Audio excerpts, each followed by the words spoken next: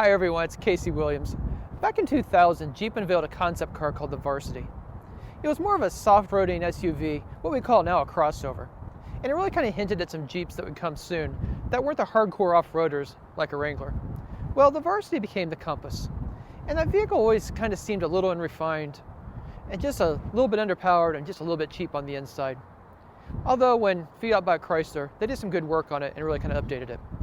So here we are at the second generation Compass. And all the things that I thought were maybe just a little bit cheap and a little bit unrefined before have mostly been fixed. Let's go have a look at it. Well, if you think about Compass, it fits between the Renegade and the Cherokee in the Jeep lineup. But the styling looks a lot more like the Grand Cherokee. And it really starts with the face. It has Jeep's traditional 7-slot grille, projector beam headlamps, fog lamps down below. Looks pretty upscale. And this is the Latitude edition, so it's not the cheapest one, but it's kind of one of the lower end models. Come around the side, again, a lot of Grand Cherokee. See these strong fender forms where the hood creases are. 17-inch alloy wheels. A lot of black plastic again. You know, it kind of looks tough, but it's actually very practical for off-roading. Protects the body from sticks and stones and logs and other stuff. High ground clearance. In the back, you kind of get this floating roof effect. Again, just to kind of make the car a little more distinguished than some of the other Jeeps. Come around the back. Again, really nice fender forms coming around the back, the way it wraps around. Chrome detailing, I think looks really nice on it. A lot of detail in the tail lamps too. Kind of this triple barrel effect here, and the main lamp here. Again, I think it's very, very nice. Power hatch. And for a compact crossover, there's actually quite a bit of space back here. They've got the rubber mat in here, which is really nice. Seats, of course, flip down. Plenty of room for your gear. Well, one of the things I thought was a real letdown in the first generation Compass, especially before they did some freshening mid-cycle, was the interior. I thought it just felt very cheap, it was very plasticky, and just didn't look very nice. And I think the second generation vehicle is just tremendously better. It really looks like a mini Grand Cherokee inside. And you can really see that in the center dash design, touchscreen in the middle, the vents, and kind of the silver finish around it. Also silver finish around the side vents. Again, just gives a very nice appearance. But that touchscreen is really nice too. This is a step up from the base touchscreen that's in this car, and I like this one a lot. And Chrysler just does this almost better than anybody.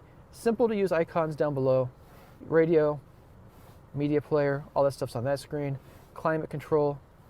It's a little bit cold outside. Here's where the heated seats, heated steering wheel are. Put those on, great. Navigation, and then your phone connections over here on this last one. All very easy to use. It's also swipe sensitive.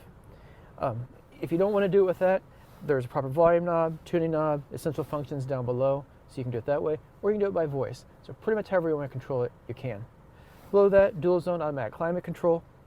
This has the dual pane sunroof, which I think is very nice. It doesn't have the top audio system, but I don't have any complaints with the one that's in here. I think it works out fine. I like the seats. It's kind of the vinyl and the cloth. And again, it's not the nicest leather that you'd have in a Grand Cherokee, but I think it works perfectly fine for this vehicle in the class that it's in. Over here, we've got the four-wheel drive knob, so you can configure the four-wheel drive for different situations, for automatic, snow, sand, or mud. And overall, I just think it's a very nice vehicle inside. There's also some safety gear. This has the blind spot warning, rear crosspath detection, and lane keep assist. So you got a pretty good level of safety gear on this vehicle as well.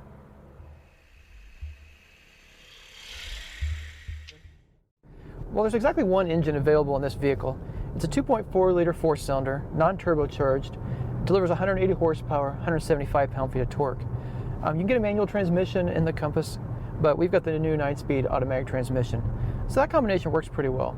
And this has auto stop start in it, and all in, you're looking at 22 miles per gallon in the city, 31 miles per gallon on the highway.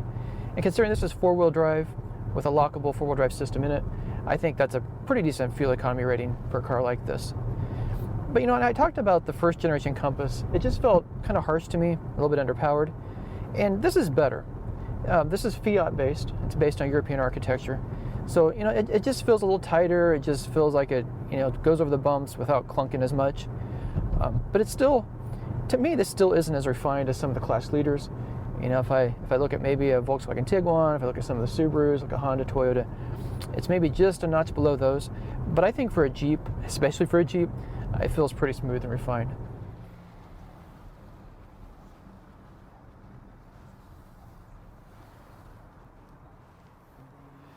Well, I think the second generation Compass is just dramatically better than the first generation.